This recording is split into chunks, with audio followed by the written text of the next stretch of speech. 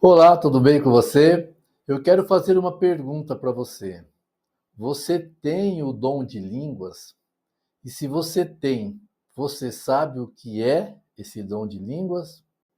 Mas antes, você já sabe, dá um like nesse vídeo, se inscreva neste canal e compartilha este vídeo. Este é o canal Descomplica pra gente. Compartilha para outras pessoas também este canal.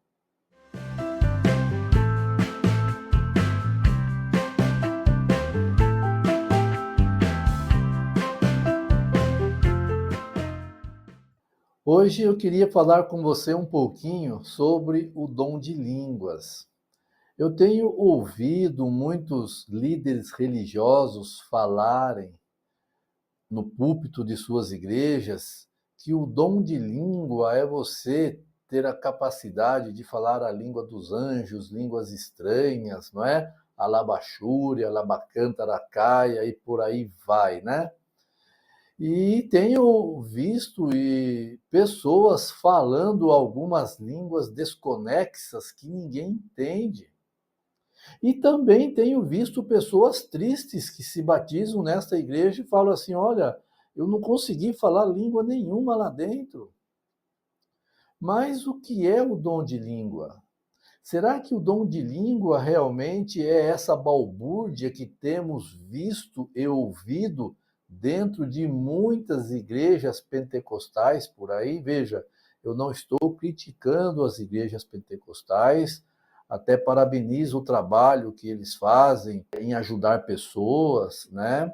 Em amparar os desamparados, mas eu me refiro aqui à doutrina. Estou falando aqui sobre a doutrina do dom de línguas.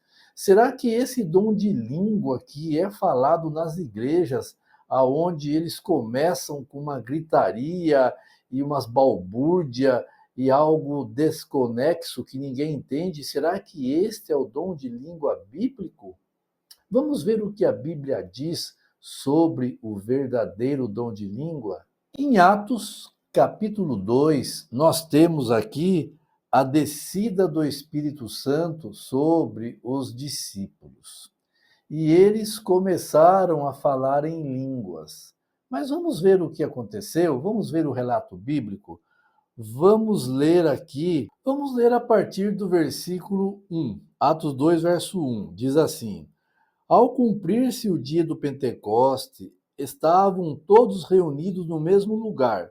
De repente veio do céu um som como de um vento impetuoso e encheu toda a casa onde estavam sentados. E apareceram, distribuídos entre eles, línguas como de fogo, as quais pousaram sobre cada um deles. Agora olha o verso 4. Todos ficaram cheios do Espírito Santo e começaram a falar em outras línguas. Presta atenção. Segundo o Espírito Santo lhe concedia que falassem. Agora olha o verso 5. Vai prestando atenção.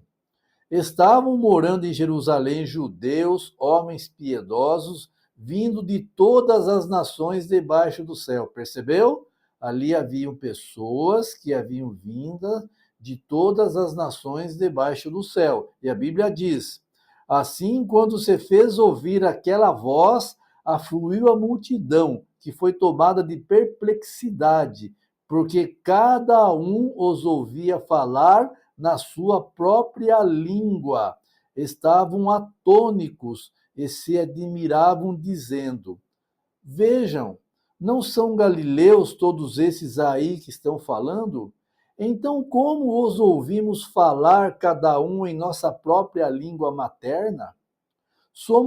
Aí começa a falar aqui os povos que estavam ali. Olha só, verso 9. Somos partos, medos, elamitas e os naturais da Mesopotâmia, Judéia, Capadócia, Ponto e Ásia, da Frígia e da Panfilha, do Egito e das regiões da Líbia, das imediações de Cirene e romanos que aqui residem, tanto judeus como prosélitos, cretenses e árabes, como ouvimos falar sobre as grandezas de Deus em nossa própria língua.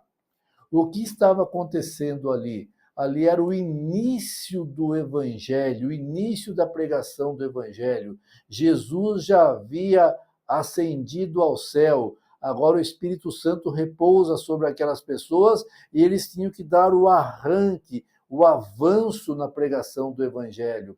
Mas eles não falavam a língua dos outros povos, e ali havia as pessoas de todas as nações. Tanto é que Pedro fez um discurso depois, não é?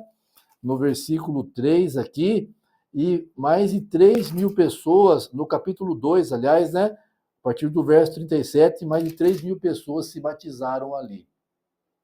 Então, houve a necessidade deles falarem em outras línguas para pregar o evangelho. Então, o dom de língua foi o quê? Foi a capacidade que o Espírito Santo deu para os discípulos falarem na língua dos outros povos. Tanto é que eles disseram aqui, eles falaram, olha só como que nós podemos ouvir eles na nossa própria língua materna.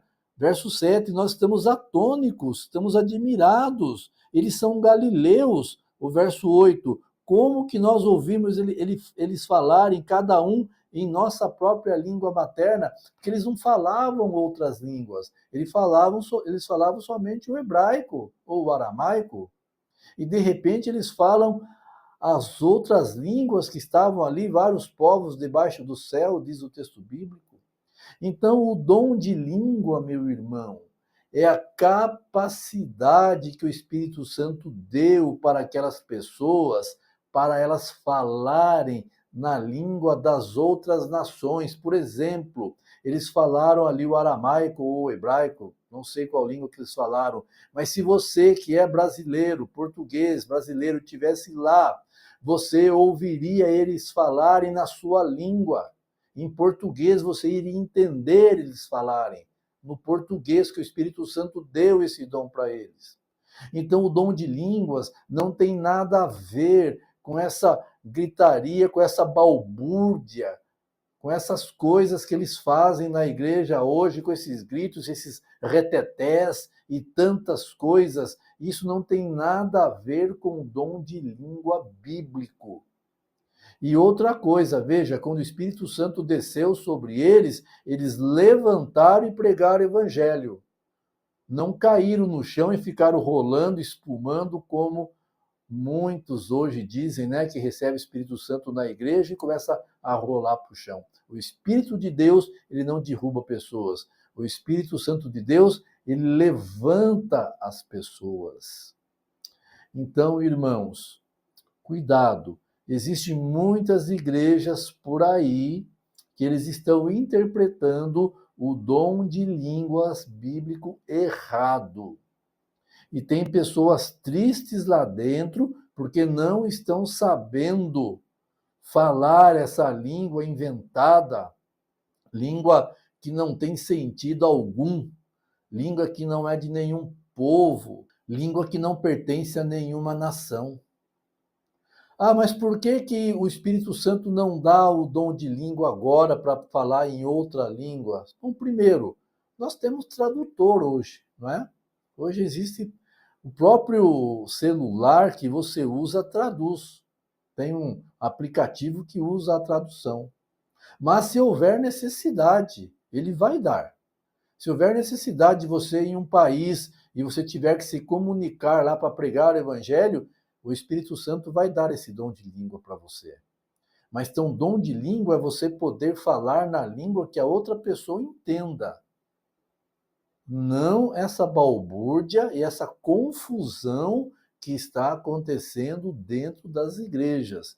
Isso não é bíblico. Esse não é o dom de língua bíblico. Respeitamos os nossos queridos irmãos pentecostais, respeitamos a cada um deles, mas não concordamos com esse tipo de dom de línguas, ok?